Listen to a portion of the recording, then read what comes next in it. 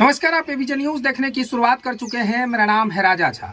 देखिए, महागठबंधन की तरफ से आज सीट शेयरिंग का मामला क्लियर कर दिया गया है। आरजेडी कोटे से 26 लोकसभा चुनाव लड़े जाएंगे।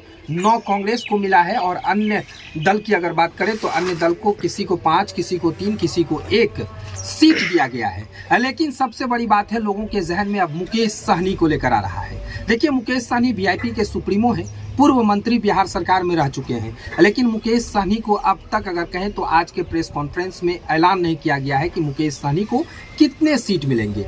देखिए, दूसरे चरण की अगर कहें तो कल से ही नामांकन की प्रक्रिया शुरू हो गई है और दूसरे चरण में अगर कहें तो आरजेडी कोटे के जो उम्मीदवार थे वो तमाम तरह की नामांकन पर्चा दाखिल कर रहे हैं। लेकिन सबसे बड़ी बात है कि मुकेश सहनी को लेकर अभी भी पेच फंसा हुआ है। देखिए, मुकेश सहनी लगातार बात कर रहे हैं, उनके कार्यकर्ता बात कर रहे हैं, उनके तमाम लीडर्स बात कर रहे हैं, महागठबंधन के लोगों से संपर्क साध रहे हैं। लेकिन मुकेश सहनी की बड़ी डिमांड थी 5 सीट।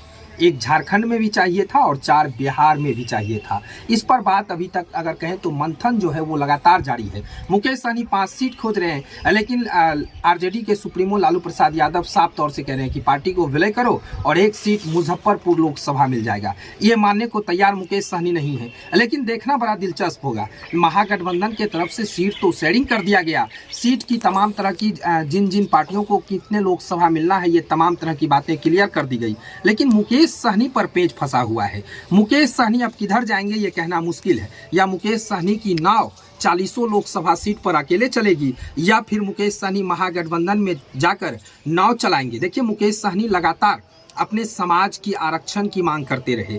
पिछले दशक से अगर बात करें तो मुकेश सहनी लगातार राजनीतिक में सक्रिय हैं और अपने निषाद समाज को आरक्षण दिलाने के लिए लगातार मांग करते हैं। उनका साफ कहना है कि जो निषाद समाज को आरक्षण देगा हम उनके साथ रहेंगे और उन्हीं को दिल्ली भेजने का काम करेंगे। तमाम तरह की बातें मुकेश सहनी कहा करते हैं। लेकिन मुकेश सहनी की सीट शेयरिंग का मामला जो है वो पेच फंसा हुआ है। देखना बड़ा दिलचस्प होगा कि मुकेश सहनी आरजेडी कोटे में रहते हैं या फिर अकेले पूरे बिहार के 40 लोकसभा सीट पर चुनाव लड़ेंगे। लेकिन जिस तरह से मुकेश सहनी 5 सीट की मांग कर रहे हैं, इसमें कहीं ना कहीं पेच फंसा हुआ है।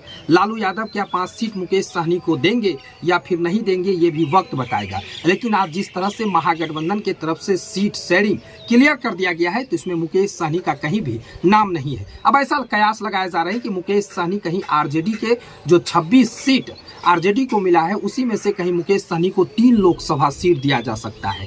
पहला लोकसभा सीट मुजफ्फरपुर हो सकता है, दूसरा खगड़िया अगर कहें तो खगड़िया अगर कहें तो पूर्व की बात करें तो खगड़िया से खुद मुकेश सहनी भी चुनाव लड़ चुके हैं। देखना बड़ा दिलचस्प होगा। आरजेडी कोटे से मुकेश सहनी को क्या 5 लोकसभा सीट मिलेंगे या फिर 3 में ही संतुष्ट रहना पड़ेगा या फिर नाव खुद अकेले चलाना पड़ेगा, क्योंकि महागठबंधन ने सीट शेयरिंग का मामला क्लियर कर दिया गया है। देखना बड़ा दिलचस्प होगा। फिलहाल ये खबर आपको कैसा लगा कमेंट सेक्शन में बताएं। तब तक के लिए धन्यवाद।